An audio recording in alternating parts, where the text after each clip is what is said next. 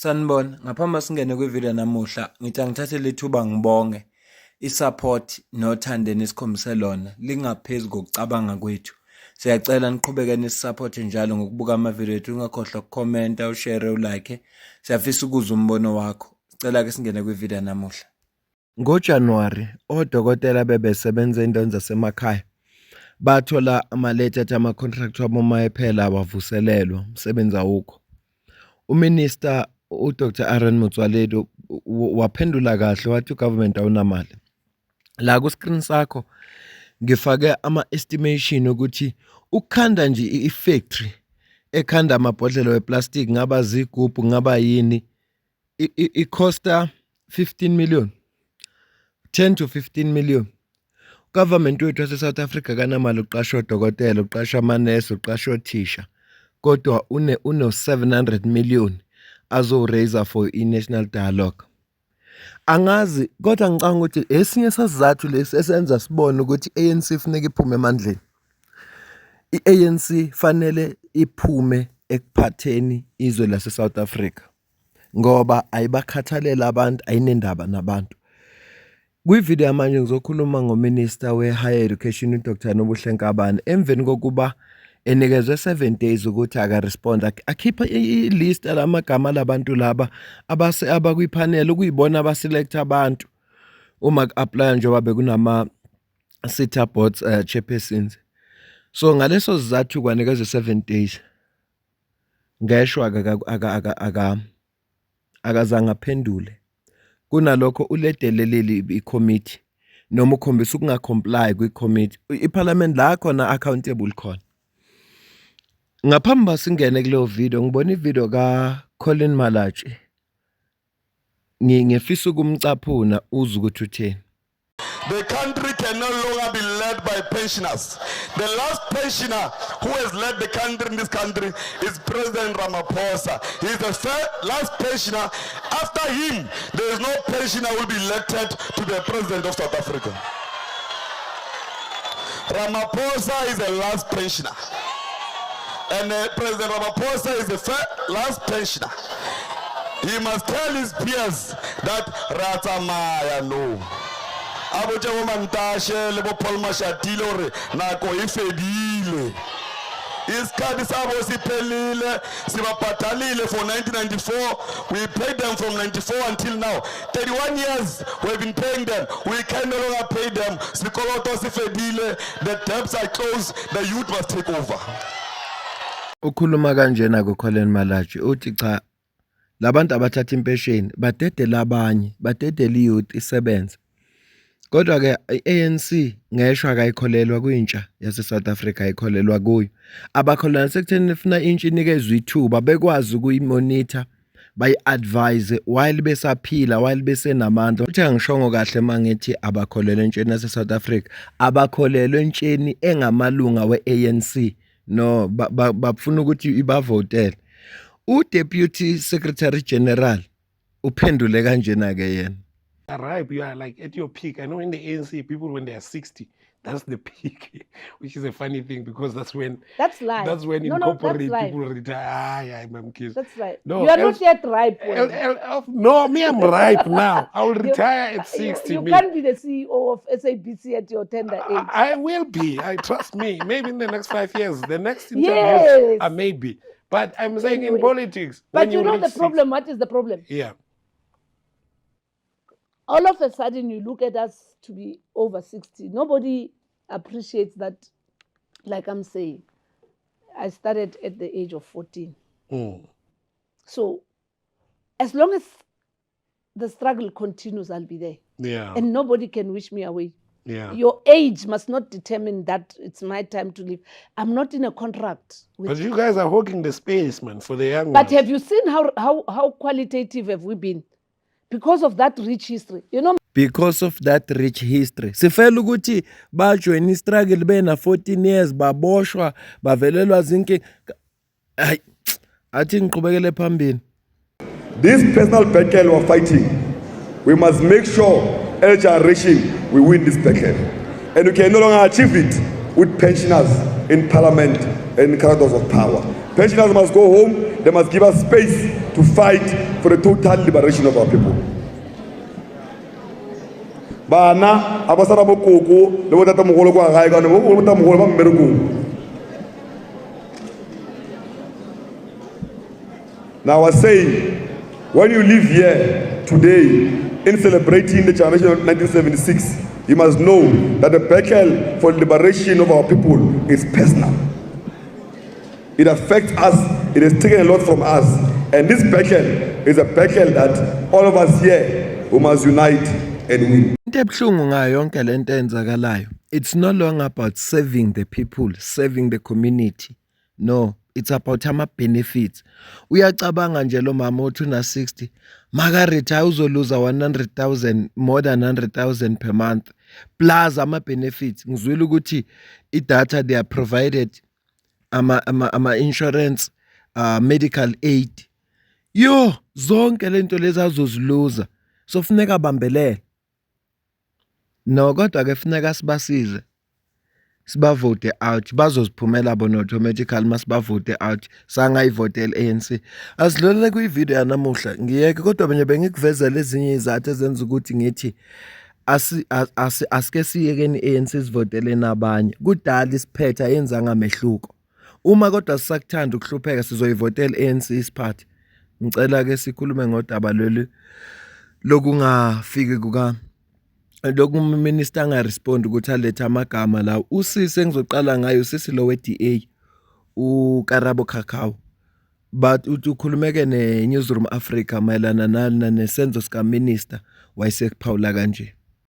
So you would note that one, the committee meeting that she appeared before, in that meeting, she was very hostile towards the portfolio committee, very evasive in her responses to the composition of her so-called selection and evaluation panel that she claims gave her advice on the final compilation or the final appointments of the SETA board chairpersons. You would note that we had 573 applications, and the 20 that were finally chose, she claims, and her department claimed that they were given to her as advised by the selection and evaluation panel. And obviously, whoever does work on behalf of government, unless they are part of the security cluster and undercover agents, is a subject of public understanding and is a subject of parliamentary understanding. So for her to come to Parliament boldly and arrogantly to tell us that it's none of our business, and if it is any of our business to know who those people are because they are volunteers in her description, she needs to go seek advice from those people. That does not land well with the Portfolio Committee. It certainly does not land well with the Democratic Alliance.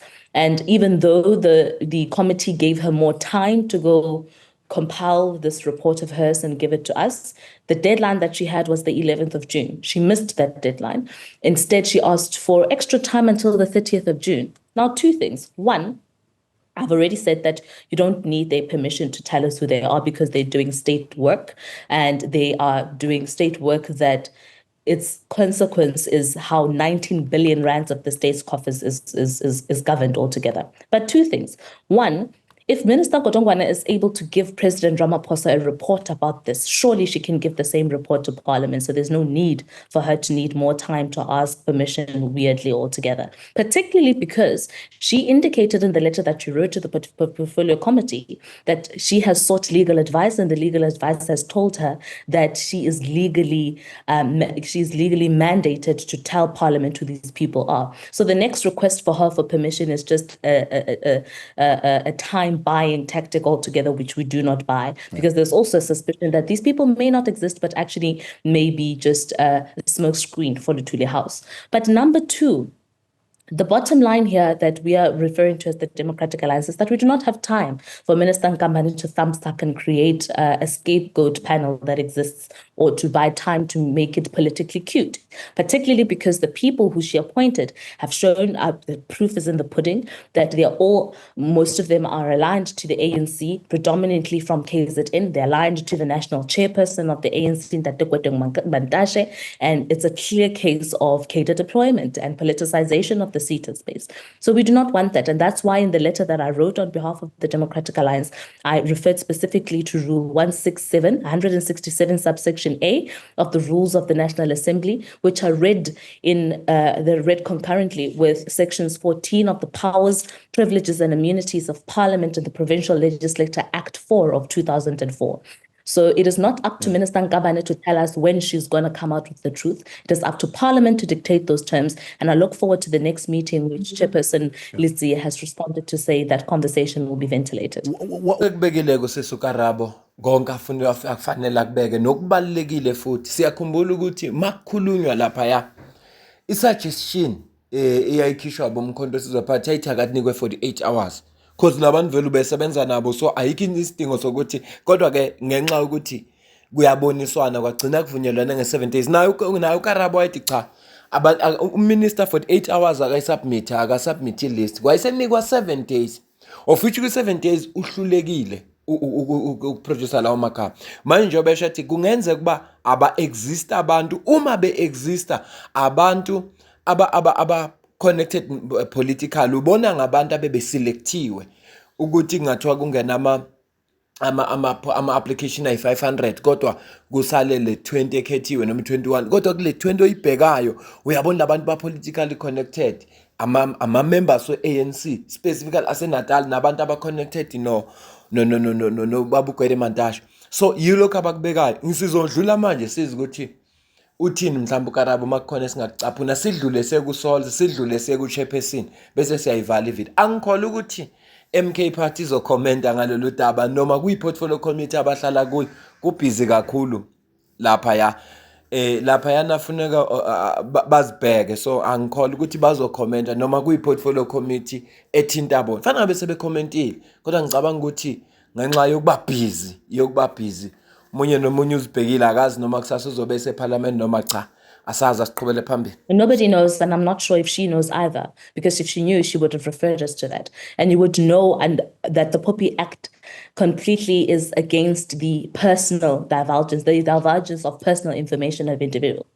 Now, the Democratic Alliance and the Portfolio Committee never asked for these people's IDs. We never asked for their home addresses. We never asked for their cell phone numbers or anything of that sort. We didn't even ask how many children they have, if they have a cat or a dog or which car they drive. We just wanted to know who those people are. If you, as a minister that earns a salary that is paid for by the taxes of the people of the Republic of South Africa, who sent you to go represent their interests governed by the Constitution of the Republic of South Africa, whatever decision you take is a matter of public scrutiny. So if you're going to go create a selection panel that is going to dictate who's going to be appointed and in their appointment spend 19 billion rands of the state's coffers, you should be prepared to become clean to the same republic and to the same parliament of who those people are. Doesn't matter whether they're volunteers or not. The bottom line is that they were doing state work that you gave them the responsibility to. And if they exist, it shouldn't be a problem that you should give us those names. Yeah. And if they don't exist, equally, you would have lied to Parliament and then the Popo sell downs. Zodlula ke manje siye ku Ashley Souls siza ukuthi yena makakhuluma ne-SABC News utheni yena ngoba phela nangu minister ka respondanga yingakho ngithi umkhonto wesizwe party uyingxenye ye portfolio committee and ibona babe yiraisile indaba ukuthi no uminister simnike isikhathi esingaka asimnike 48 hours kodwa ubona ngathi abaphawuli ingakho ngiyiraisile le ndaba hayi ngoba mhlambe ngihlosa ukukhuluma kabi ngapha kodwa ngisho ukuthi zibalekile lento ezikhulunywa la sibe ne follow up sazi kwenzakalani kodwa yonke lento eyenzakalayo isign efuneka isikhombisa ukuthi ANC hayi isikhathi sawo sesiphelile aphandle ke mase sakuthanda ukusokola kukhishwe 19 billion for amasitha kodwa kungatrainwa umuntu into ebalekile uma kungene abantu babo baphatha lapha ya yona into ebalekile so lokhu nje kuyisign kuwonke umuntu omusha owazi ukuthi akaza ayithola itraining bayazi abantu abake baba namabhizinisi uya kula masitha ufika lapha angiyeka ngiqhubeke ngithatha uAshley Souls. There's absolutely no reason why they need to remain a secret. And based on the tone of the letter that has been shared with us by our chairperson, she understands, the minister understands that they cannot be kept secret. So there's no reason for it to be kept secret, and the names will be revealed. It's just a question of when. And so we're sitting here now with a request for the 30th of June, and a request for extension to the 30th of June. But because we have had sight of the letter today as the entire committee online, we are sitting again on Wednesday, and we will then deliberate on what the way forward is. But we, as unanimously as a committee, we are saying that the names must be released. But I can't speak on what the decision will be for the House. But based on what has happened before, it's clear that all of us wants the names and to be revealed. And the decision on Wednesday the question might again be whether we would allow the extension or subpoena the minister to release the names before the 30th of June. I suppose that would be the question. I can only speculate, but I cannot decide for the chairperson, firstly, in terms of what question he will put, and secondly, I cannot decide for the House. But as per what we stand on, those names must be revealed because the public must know, especially since that group of people influenced the decision for that appointment. Njengoba umuzwa ku-Ashley Souls naye esho ukuthi cha, isinqumo sizothathwa ngolesithathu. Kodwa nje impela uminister bamnika isikhathi sanele ngokwabo. Sekuzoba-ke ukuthi ngolwesithathu uma ihlangana i-portfolio committee babeke ukuthini. Ngicela ukuzwa kodwa ukuphawula kwakho ngalolu daba lonke olenzakalayo. Kusuka kwi-behavior kaminister siyamkhumbula last edla lapha yayiphendula eParliament engafuni ukusho ukuthi obani labantu amagama. Ngumubuka nje ngesingawe indlela uminister ofuneka aziphathe ngayo nale. Ngiyabuza nje ngesingawe. Kodwa isabuyela emazwini engiwasho ekuqaleni ukuthi lena isign yokuthi ANC funeka siyikhiphe emandleni. Hayi labantu sebadaka umbuso sebehlale kakhulu embusweni. Bahlale kakhulu badakile manje umbuso. Sizodlula ke sekuchairperson we-portfolio committee on higher education. Sizwe ukuthi yena utheni emveni kwalapho bese siyayivala ivideo. Bengithi kodwa funeka ngi-inform lolu daba ngoba sisuka nale ekuqaleni lolu daba. Sisuka nale ekuqaleni ngeinsuku zikaSihle Lonzi ngesikhathi ayikhoza idrama. Naye uthule manje ngiyacabanga mhlawumbe babhizi namarali. Kodwa ke bengilindele ukuthi nabo bazophawula. Ngaphela i-DA iyakhipha statement mayelana nje nalokwenza kaminister. So bengilindele ukuthi impela i-EFF izokhipha statement obiyayikhipha statement mayelana nazo zonke ezinye izinto. Kodwa kulolu daba cha ithulile. Bengilindele ngoba uSihle Lonzi wayemaganga umbona ukuthi uyalifuna iqiniso. Angifuni ukukhuluma lutho ngaye. Angeke ngize ngikhulume lutho ngaye. Angifuni ukumxeka, angifuni ukumncoma. Kodwa nje ngithi bengilindele ukuthi nabo bazophawula. Asinikeze laba abaphawulile manje ithuba sizwe ukuthi bona bathini. Kodwa nje usuku oluzositshela ukuthi kwenzakalani uLwesithathu uma sebedibana sebehlangene. Ila bazodecide khona ukuthi kwenziwa njani. Kodwa sizwe ukuthi uLetsiya yena uzothini njengo-chairperson we-portfolio committee. Let's take this opportunity to thank you guys for having us. I think to begin with, I think it's important to say that as the portfolio committee that we're very disappointed that the minister did not meet the requirement, the deadline to share with us the names.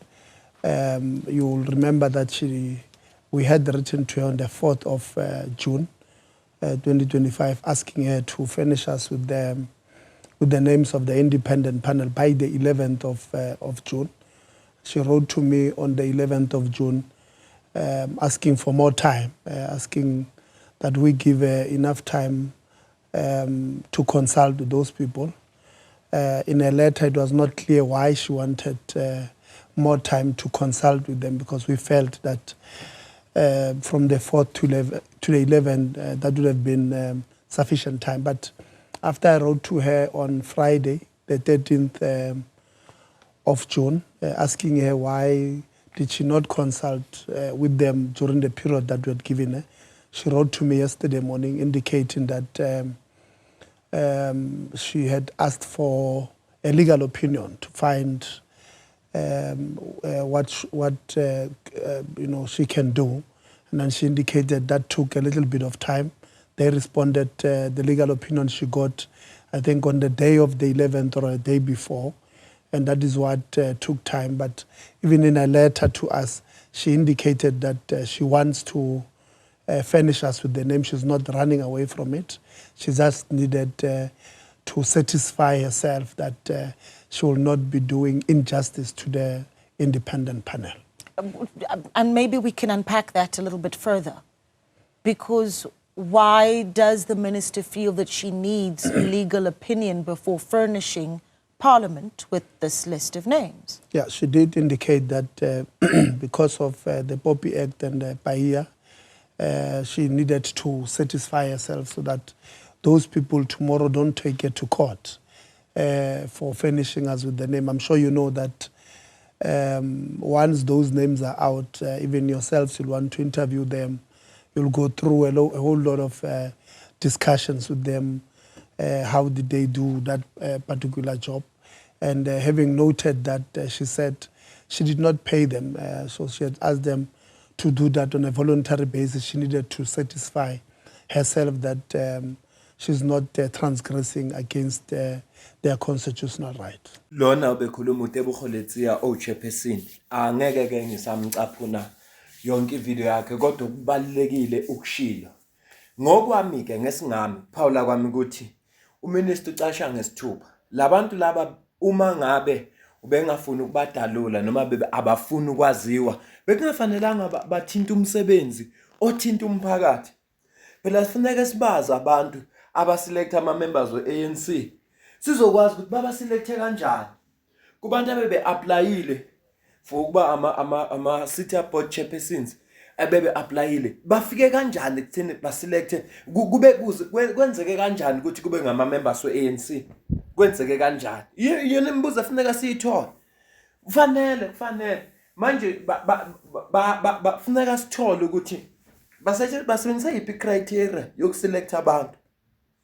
So uminister wabona ukuthi le ndlela ababeyenzile yaba wrong wa withdraw wonke lawo magama lawo no president uRamaphosa admit ukuthi hayi kwaba imistake kodwa lokho akukho enough siyafuna ukubazi nathi njengamalungu omphakathi especially thina esiyouth ukuze sibazi abantu ukuthi nampa abantu abakhetha abantu ababa ngochairperson nampa abantu njengoba iyouth ingasebenzi ngenama skills naba abantu aba responsible for lokho kufanele sibazi kufanele sibazi ngicabanga ukuthi mina ngesingama uminister ucasha ngesithupha ingakho ke ngifisa ukuza uPaula kwakho ukuthi kuthini khona ngithe nje angik-update ngalolu daba ngoba udaba olusematheni olukhulunywayo futhi nje kakhulukazi ngoba udaba le-portfolio committee siyalandela asililandeli ngoba belitrenda siyalandela ngoba lithinta impilo zethu lithinta intsha eyikusasa nokuqhubeka kwalelizwe manje bengizama nje ukukuvezela engicanga ukuthi ngikwenzele kule video ukuveza ukuthi intsha se-South Africa njengoba isekuhlupheke nongaka yonke lento ikhandwe yi-ANC futhi yonke lento ikhandwe yi-ANC ayikholelwa kwintsha yayo engamalungu e-ANC manje ngakholelwa kanjani kwintsha yase-South Africa yonke ngoba intsha yase-South Africa yonke phela enye ayivoti enye support i-DA enye EFF MK UDM Rise Mzansi wonke lama political parties kodwa ngizama ukuthi asivoteni wisely. ANC ayikholelwa kwi-youth yayo youth ebelonga kwi-ANC ayikholelwa kuyo bese ucabanga ukuthi ingakholelwa kwi-youth yase-South Africa general. Hayi mina nawe sidibane kwivideo elandelayo ngiyabonga.